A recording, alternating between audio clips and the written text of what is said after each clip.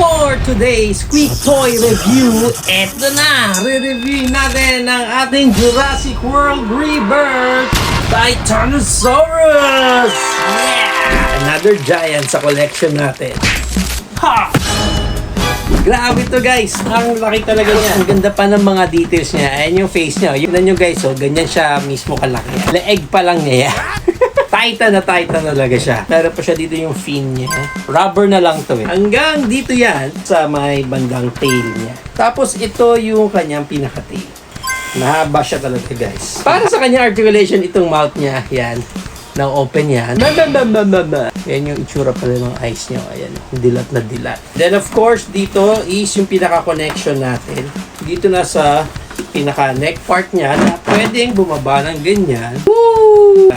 Then umangat ng ganyan. Pagdating sa paa, back and forth lang ito. Yan. Yun lang yung pinaka-articulation niya. Ganun din dito sa back legs niya.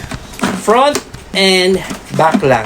And then, sunod niyan is dito na sa may tail. Pwedeng mag-side ng ganyan. And of course, inikot-ikot ng ganyan. Next is dito na sa another connection natin. Pwede lang din ma-rotate yan. And yung pinakadulo lang ng tail niya na naro-rotate din ng ganyan. Ito pala sa neck niya, pwede yan ha. Ma-left and right ng ganyan. So, pwede siyang tumanggi sa'yo. Sa sobrang laki niya, I think ang pinakamalaking downside dyan is yung space. Yung talaga kung saan niyo siya gustong i-display. Titan naman ito, and sauropod naman ito. Pag in-include nyo naman to sa collection nyo, automatic yan, pang centerpiece.